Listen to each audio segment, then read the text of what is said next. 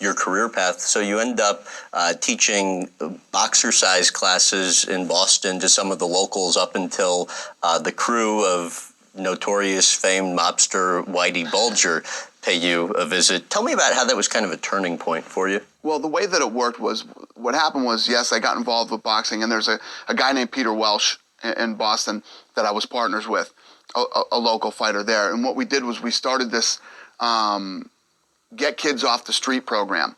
And basically, it was called the Muni, which was the municipal courthouse in Southie. And Peter and I did a deal with the city where we got the space underneath the courthouse, which was all this whole concrete area. We put a ring in there, there were bags and everything else. And what we used to do was we used to bring kids in off the streets, and Boston is very segregated, especially back then. You're talking, back in the late 80s.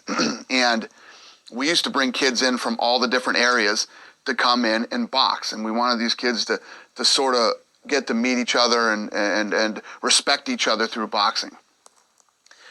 Well, it's great, and it's a great thing to do for the kids, but you don't make much money doing it. It was a charity thing that we had done.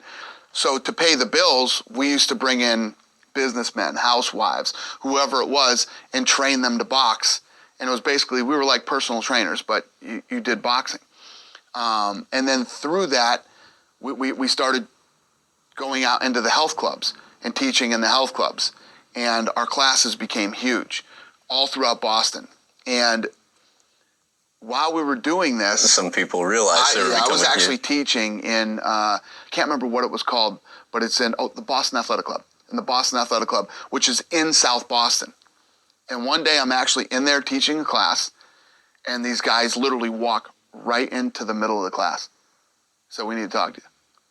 Like, I'm teaching a class, and we need to talk to you. I'm thinking, these guys own the club or something. So I leave the class, I go out and start talking to them, and they start asking me if I know who they are. And I don't. So, and it's not Whitey, but it was Kevin. I'm sure you've heard of Kevin Weeks. It was Kevin Weeks. And that was it, man. They wanted some money. And they walked away that day. I was thinking, man, I don't even want to know these guys. So.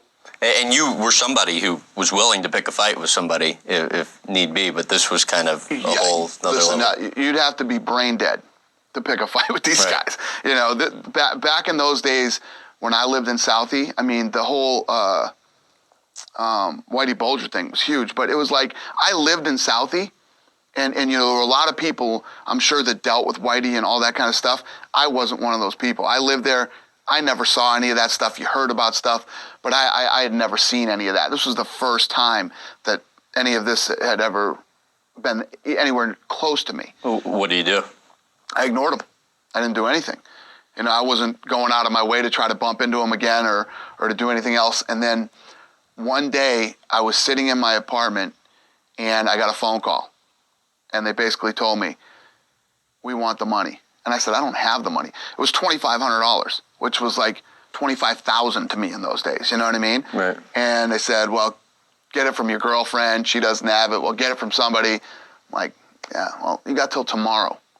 You got till tomorrow, which was a Sunday. The next day was going to be a Sunday. You got till tomorrow at 1 o'clock to give us the money. What did you think was going to happen? No, it's nothing good. Nothing good was going to happen at 1 o'clock. So I literally that day, I bought a plane ticket and came back to Vegas.